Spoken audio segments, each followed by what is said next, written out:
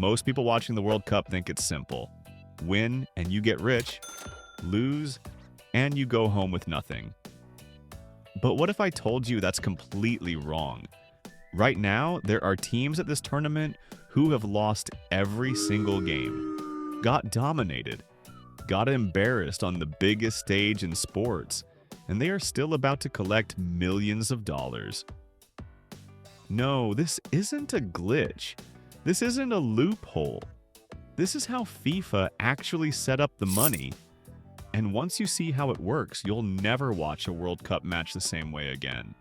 Stay with me, because the numbers are genuinely insane. Let's put this in perspective. The 2026 World Cup is not just another tournament. This is the largest World Cup in the history of the sport. 48 countries, 104 matches, 3 host nations, the United States, Canada, and Mexico, all under one tournament. To give you a sense of the scale, previous World Cups had 32 teams and 64 games. They just nearly doubled that, which means more matches, more moments, more eyes glued to screens around the planet, and more money. A lot more money. FIFA has put together a prize pool of $871 million for this tournament. Not the revenue they'll make, just what they're giving away. The broadcasting deals, the sponsorships, the ticket sales, that money is separate. That's FIFA's cut. We're talking about what actually flows out to the teams. $871 million. To put that number in your hand, if you stack that in $100 bills, the pile would be taller than a 40-story building. Now here's the question nobody on your timeline is asking. Where does it actually go? Because it's not going where you think. It's not just going to the winner. It's not split evenly. There's a system behind this. And once you understand the system, you start to see football completely differently. Let's break it down. Here's where it gets interesting. Before a single ball is kicked, before a single whistle is blown, every team at this tournament already has money coming their way. FIFA pays every qualified nation $2.5 million just to prepare. Travel costs, training camps, warm-up matches, covered. Before the tournament even starts, you are already $2.5 million richer just for making it here. But that's just the beginning. On top of that, every single team receives a $10 million qualification payment. Just for being here. Just for earning your spot. Add those together, and the worst team at this World Cup, the one that loses every game, the one that gets knocked out without a single win, the one that flies home in week 1. That team is still walking away with $12.5 million. Let that land for a second. Lose every game. Score 0 goals. Get completely outclassed on the world stage.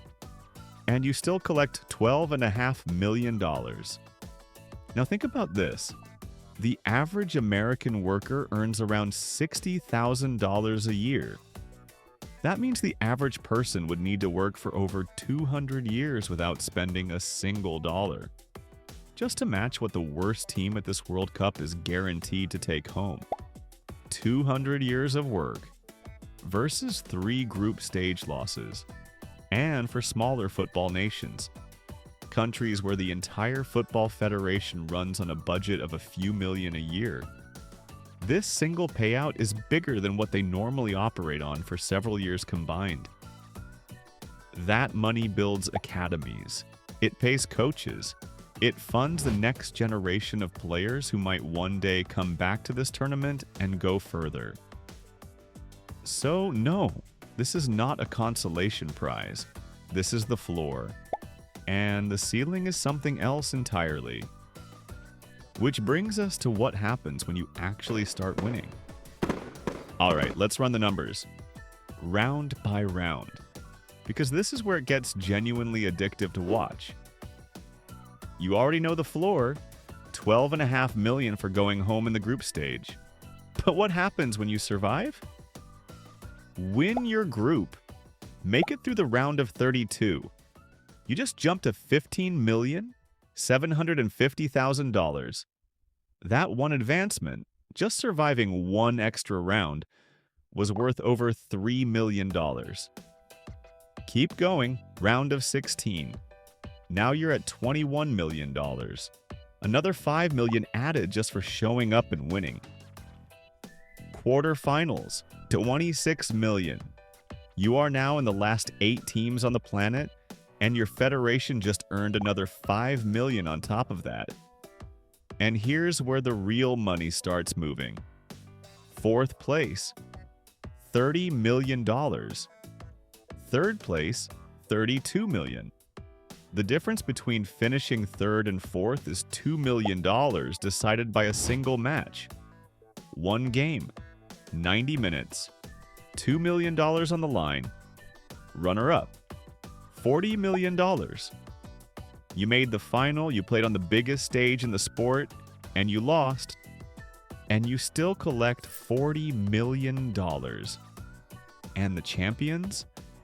The team that lifts the trophy in New Jersey this July? $50 million. Now here's what most people miss when they see these numbers laid out. Look at the gap between the group stage and the final. The difference between going home early and winning the whole thing is $37.5 million. That's not just prize money. That's the entire financial future of some football programs, decided over the course of a few weeks. Every single win has a price tag on it. And the deeper you go, the more each match is literally worth millions. That's not pressure. That's a different relationship with the game entirely. When a player steps onto that field in the quarterfinals, their country isn't just playing for pride. They are playing for $5 million that could transform their football program for the next decade. That changes everything about how you watch this tournament. So now you know the numbers. But here's the question that nobody thinks to ask. Who actually receives the money? Because here's the thing. FIFA does not wire $50 million to the players. It doesn't land in an individual's account. It doesn't get split between the squad on the team bus. That's not how this works. FIFA pays the National Football Federation, the organization that runs football in that country, and then what happens next is entirely up to them. Every federation handles it differently. Some countries negotiate bonus structures with their players before the tournament even starts. Others have formal agreements tied to how far the team advances. Some federations are generous, others are not. And there is no universal rule that says a player must receive a certain percentage. What we do know is that at the 2022 World Cup, French players were reportedly in line for individual bonuses of around $586,000 each if they had won the tournament. That's one example from one federation. Other countries at the same tournament, in the same rounds, paid their players a fraction of that, or structured the bonuses completely differently. Same tournament, same stage. Completely different payday depending on which passport you're holding. And the money that doesn't go to players?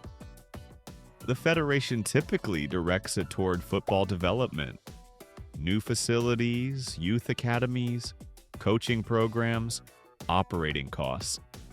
In theory, it flows back into the sport. In practice, how that's managed varies enormously from country to country. So the next time you see a player celebrating a win on that pitch, understand more. They're not just playing for the trophy. They're playing inside a financial system that is far more complicated than the scoreboard makes it look. And speaking of complicated systems, let's talk about something most football fans have never even heard of. Now, let's zoom out, because this is the part of the story that doesn't get told enough. For the football giants, your Brazils, your Frances, your Germanys, the World Cup prize money is almost a footnote. These federations operate on hundreds of millions in revenue every single year. Sponsorships, broadcasting rights, commercial deals. The prize money is welcome, but it doesn't change their world. For smaller nations, it changes everything. Think about what $12.5 million actually means to a football federation that runs on a few million a year. That single payout, guaranteed just for qualifying, could fund a full youth academy. It could bring in qualified coaches for years. It could build proper training facilities in a country that has never had them. It could create a pipeline of players who grow up with real infrastructure, real coaching, real opportunity.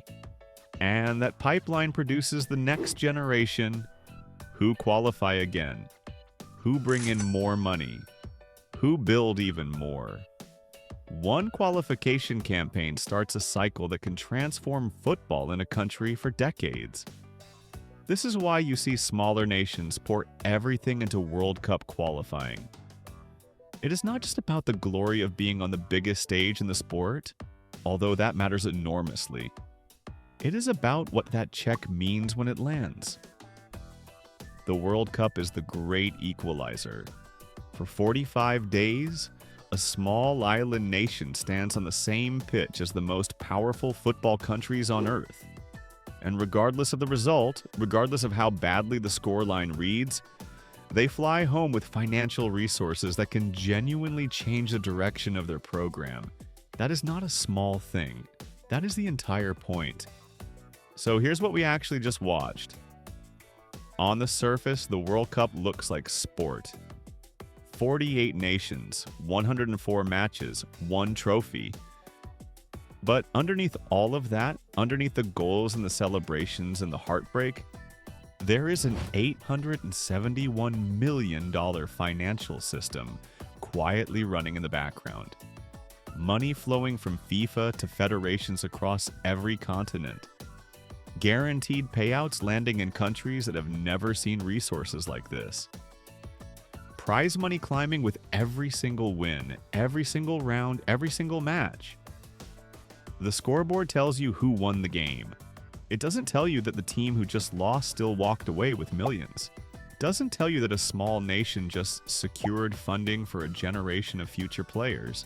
It doesn't tell you that somewhere in the world, a football federation just received a check that will build academies, hire coaches, and change the direction of their sport for the next 20 years. That's the story behind the story. And now you know it. If this video gave you something to think about, something you'll bring up the next time someone asks you about the World Cup, hit the like button. It takes 1 second and it genuinely helps this channel grow. Subscribe if you want more of this. We break down money, tech, AI, and the future in ways that actually make sense. No fluff, no filler, just the stuff worth knowing. Next video drops this week. Don't miss it.